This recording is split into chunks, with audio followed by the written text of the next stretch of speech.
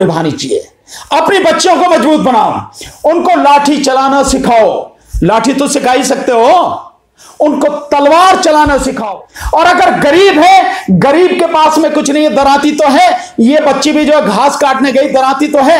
मैं मानता हूं कि जिस तरह से चारों ने घेर लिया, नहीं उसका दाव लग पाया, नहीं तो कोई भी होती तो कुछ तो कोशिश करती, पर फिर भी आगे भी कभी किसी के साथ होती है।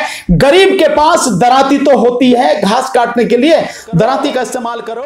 कोई सरकार बचाने नहीं आएगी तुम्हें, कोई शासन प्रशासन तुम्हारी मदद के लिए नहीं आएगा, तुम्हें खुद अपनी रक्षा करनी है। एक उदाहरण बताता हूं इसका, आदिवासी क्षेत्र में, नाम नहीं बता रहा हूं, इसी देश का उदाहरण है। एक दो राज्यों में आदिवासियों की जमीन को दबंगों ने कब्जा लिया। बड़ी रिक्वेस्ट की उन्होंने, बहुत कहा, उन्होंने नहीं छोड़ी। उनके साथ मारपीट भी करते थे, बदतमीजी भी करते थे, बहुत परेशान हो गए। आखिर में वो आदिवासियों ने क्या कि सब लोग इकट्ठे होने लगे, इकट्ठे होके और उन्होंने उनको लठ बजाना और मारना शुरू किया। मारा उनको, 10, 20, 50 लोगों को मारा। उसके बाद में वो लोग जो दबंग अपने आप को कहते थे, उस इलाके को ही छोड़ के भाग गए, उनकी जमीन को छोड़ के भाग गए। इस देश में कोई बचाने वाला नहीं है। शासन प्रशासन, किसकी मदद की बात करते हो? रोज तो होते हैं, हर 8 मिनट में दलित समाज की एक बेटी के साथ में यही हो रहा है जो हाथरस की बेटी के साथ में हुआ। वो आ गया मीडिया में, बाकी नहीं आ रहे। ये रोज हर 8 मिनट में हो रहा है। तो तुम्हें नहीं समझ में आता कि कैसे करना होगा? कोई सरकार नहीं बचाने वाली है। कोई सरकार में, जब मैंने बता दिया कि नीचे से ऊपर तक गुंडों का राज है, तो कैसे अपने आप को ऐसे बचाओ? अपनी बच्चियों को लाठी चलाना सिखाओ, अपनी बच्चियों को तलवार चलाना सिखाओ। और जातीय आधार पर जो हिंसा होती है, जाति और धर्म के आधार पर, वो तभी रुकती है सरकार अगर नहीं रोकती। और सरकार ही जातीय और धर्म के आधार पर हिंसा को प्रोत्साहित करती है, बढ़ावा देती हो, और अगर हो रही है तो उसे रोकते नहीं हो, यह भी बढ़ावा ही देना है, तब कैसे रोकोगे? तब उसका बदला खुद लो, मारो उसी आधार पर। जब इनको इस तरह से मारा जाएगा, भूल गए हो क्या फूलन देवी को? फूलन देवी को याद करो। फूलन देवी का उदाहरण कोई छोटा उदाहरण नहीं है, फूलन देवी का उदाहरण बहुत बड़ा उदाहरण है। इस देश के लोगों को सबक लेना चाहिए फूलन देवी से। इसके अलावा कोई रास्ता नहीं है। तुम मर तो रहे हो, जिंदा कब हो तुम? तो जब मर रहे हो तो मार के क्यों नहीं मरते हो? क्यों तुमने जो है चुप बैठने की और शांत रहने की कसम खा रखी है? ये वाल्मीकि समाज के लोग हैं जिनकी, मैं बिल्कुल सीधे नाम लेके बता रहा हूं कि वाल्मीकि समाज के लोग हैं जिनकी बेटी को यह हाथरस में मारा गया। शादी ब्याह में सुअर मारते हो ना, कितनी बुरी तरह से मारते हो, मैंने अपनी आंखों से देखा है। इन सालों को भी सुअर समझ कर खत्म कर दो ना इनको। क्या दिक्कत है? कोई सरकार कुछ नहीं करेगी। मर तो तुम गए, अंतिम संस्कार नहीं करने दिया, बेटी चली गई, और क्या रहेगा? पैसे जो हैं वो सरकार जो दे रही है, 10 लाख रुपए जो दिए हैं, क्या करोगे उन पैसों का? क्या उससे बच्ची वापस आ जाएगी? नहीं आ सकती ना। इन चीजों को समझो, जानो, बिना इसके कुछ नहीं होगा। जहां तक इस हाथरस के मसले की बात है, इसमें मैं समझता हूं, और मैं क्या हर कोई इस बात को मानेगा कि बहुत जघन्य अपराध हुआ है। निश्चित रूप से आप इसकी तुलना निर्भया कांड से करें तो उसी की तरह बड़ा विभत्स ये कांड हुआ है। न केवल उसके साथ में, लड़की के साथ में गैंगरेप हुआ, बल्कि आप देखें कि उसको मल्टीपल फ्रैक्चर्स हैं। उसके शरीर में कई जगह उसकी हड्डियां टूटी हैं। एक तो जो सबसे महत्वपूर्ण है, उसकी गले की हड्डी टूटी, गर्दन की हड्डी टूटी। दूसरे, उसकी रीढ़ की हड्डी टूटी, जिसकी वजह से लड़की पैरालाइज हो गई। उसकी जीभ काटी गई, जो आपने देखा है सारा सबको, जो मीडिया पर सब चीजें आ रही हैं। और इससे भी जो भयानक कांड हुआ है कि ये सब होने के बाद भी पुलिस वालों का जो बहुत ही क्रूर और गंदा रवैया रहा है, यह सबसे खतरनाक स्थिति है। बलात्कार हुआ, हत्या, उसको जो इस तरह से पीटा गया, और कल उसकी हत्या हो गई, कल उसकी जो मौत हो गई। इन सब के बावजूद पुलिस का जो रवैया है, और जिस तरह से रात के अंधेरे में ही अंतिम संस्कार कर दिया, घर वालों को पीटा भी गया है, लाठी भी बजाई गई। जो रिपोर्ट जिस तरह से आ रही है मीडिया पे, उससे साफ हो रहा है कि उनको पीटा भी गया, लाठी भी बजाई गई है। और घर वालों ने उनसे बचने के लिए अपने आप को एक कमरे में बंद कर लिया और उसके बाद बिना परिवार के किसी सदस्य की उपस्थिति के अंतिम संस्कार पुलिस ने कर दिया गया। ये कहां की वो है भाई, अंतिम संस्कार भी आप नहीं करने दे रहे हैं। तो ये सीधा है कि जो अपराधी हैं न केवल उनको बचाने के लिए, बल्कि जो सबूत है उन सबूतों को भी पूरी तरह से मिटाने के लिए ये सारा सब कुछ किया गया है। और ये होता ही रहता है, दलितों के साथ में, गरीबों के साथ में, और जो कमजोर हैं उनके साथ में, महिलाओं के साथ में ये सब कुछ होता रहता है। बात यह है कि इसको कैसे रोका जाए। असली चीज ये है, आपने निर्भया के बाद में देखा कितने ही कानून, कड़े कानून बने, लेकिन कोई फर्क पड़ा? नहीं पड़ा, किसी भी तरह का कोई फर्क नहीं पड़ा। आप उसके बाद से पूरा अब तक का इतिहास उठा के देख लीजिए, कितने ही केसेस बढ़ गए हैं, केस कम नहीं हुए हैं। इतना जो है निर्भया के केस में चारों को फांसी होने के बाद भी केस लगातार बढ़ रहे हैं, घट नहीं रहे हैं। तो क्यों हो रहा है? क्या बात है, क्या वजह है जो इस तरह से सब कुछ बढ़ रहा है? इसका मतलब साफ है कि शासन और प्रशासन, क्योंकि शासन में भी और प्रशासन में भी दोनों ही जगह गुंडे बैठे हैं। विधानसभाओं में, संसद में गुंडे बैठे हैं। मंत्री, मुख्यमंत्री, प्रधानमंत्री तक भी आपराधिक छवि के लोग हैं। जब इस तरह के लोग बैठे होंगे शासन प्रशासन में, तब आप कैसे उम्मीद करेंगे कि किसी की बहन बेटी सुरक्षित रहेगी? संभव है क्या? किसी हालत में संभव नहीं है। और यह जाति और धर्म के आधार पर जिस तरह का भेदभाव किया जाता है वो किसी से छुपा नहीं है, यह सब कुछ सामने है।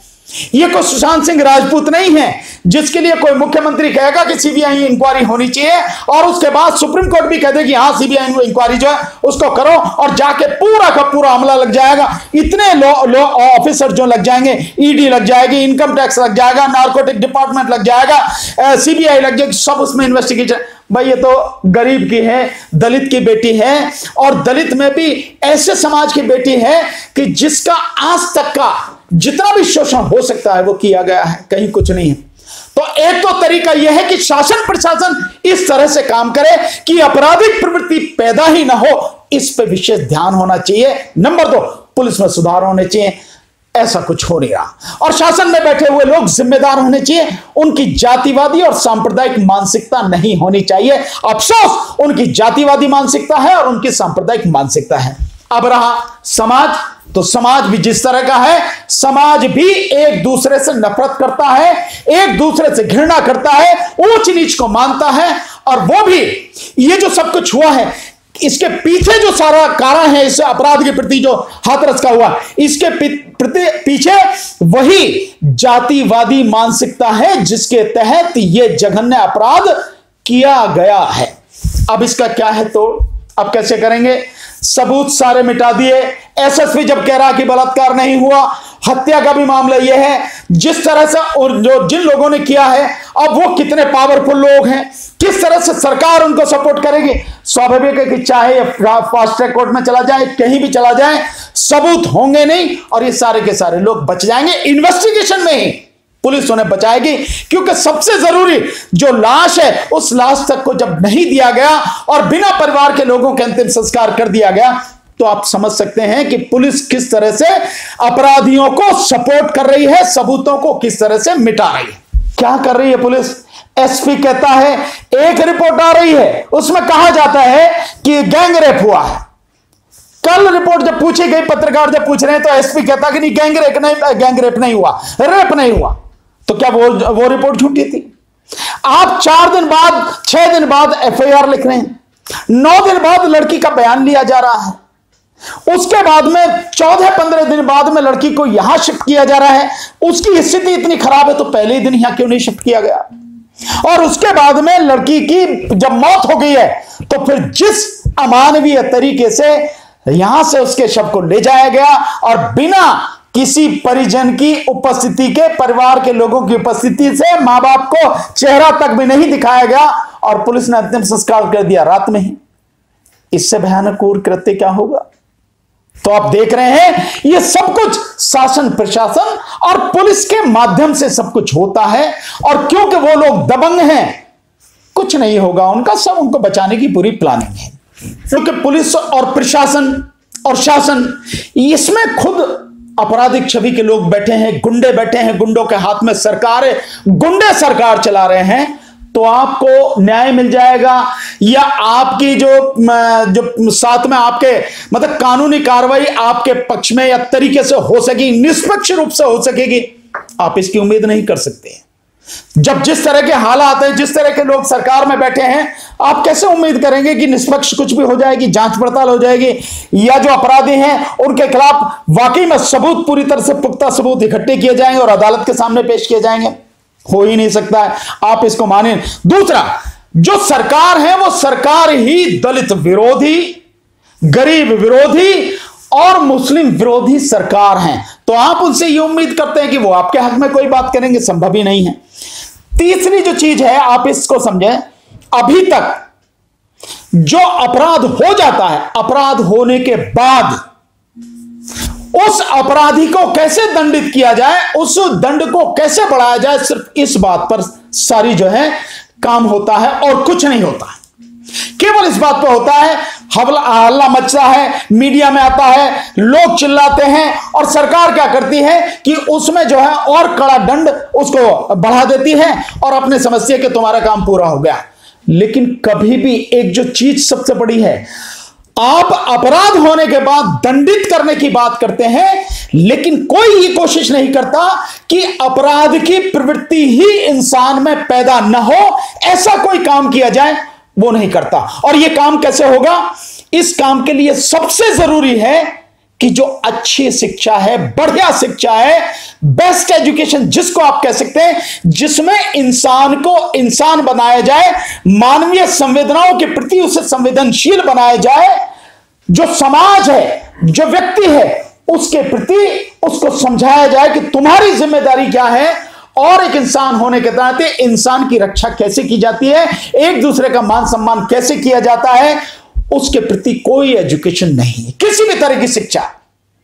तो आप अपराध को हो जाएगा, उसके बाद रोकने की कोशिश होनी चाहिए कि आपराधिक प्रवृत्ति ही पैदा ना हो, उस पर सरकार का कोई काम नहीं है, कोई ध्यान नहीं। कोई सरकार, चाहे केंद्र की सरकार हो, चाहे राज्य की सरकार हो और चाहे बीजेपी की सरकार हो, किसी पार्टी की सरकार हो, किसी का ध्यान इस पर नहीं है कि इसको पहले कैसे जो है अपराध की प्रवृत्ति पैदा होती है वो ही ना हो, ऐसा कोई काम नहीं है। दूसरी बात, जैसे मैंने अभी कहा कि अगर आप कर भी रहे हैं तो पहले इन्वेस्टिगेशन जज के पास जाएगा। कोर्ट क्या करेगी? कोर्ट इन्वेस्टिगेशन तो नहीं करती। कोर्ट तो जो इन्वेस्टिगेशन होने के बाद चार्जशीट आपके सामने है, उसी पर जो कुछ कर सकती है उसी पर करेगी। कोई भी कोर्ट इन्वेस्टिगेशन के दौरान इंटरफेयर नहीं करती, उसमें हस्तक्षेप नहीं करती है। तो वो शासन और प्रशासन का काम है, पुलिस का काम है इन्वेस्टिगेशन करना। तो इन्वेस्टिगेशन सही तरीके से हो, इसके लिए पुलिस व्यवस्था को आपको सुधार करना पड़ेगा और इन्वेस्टिगेशन का डिपार्टमेंट बिल्कुल अलग बनाना पड़ेगा जहां पुलिस का हस्तक्षेप ना हो। अब होता क्या है कि वही पुलिस तो एफआईआर दर्ज करने वाली है, वही पुलिस इन्वेस्टिगेशन करने वाली है, वही पुलिस सबूत इकट्ठा करने वाली है और सबूत इकट्ठा होने के बाद अपने पास थाने में रखना भी वो भी पुलिस के हाथ में है। तो आप कहां कहां क्या क्या करोगे जब सब कुछ थाने में ही है, बड़े आराम से सब कुछ मैनिपुलेट। सरकार कसूरवार है, मीडिया उससे कहीं ज्यादा कसूरवार है और मीडिया इसको कवर नहीं करेगा। जिस मीडिया की बात कर रहे हो, एक आध किसी चैनल को छोड़ दें, उसके अलावा मीडिया इसको कवर नहीं करेगा क्योंकि उसका मसला नहीं है। और ये तो वैसे भी गरीब का मसला है, दलित का मसला है, इसे क्यों कवर करेगा मीडिया? किसी हालत में नहीं करेगा। मीडिया सरकार से भी, शासन और प्रशासन से, पुलिस से भी कहीं ज्यादा बड़ा गुनहगार और जिम्मेदार है।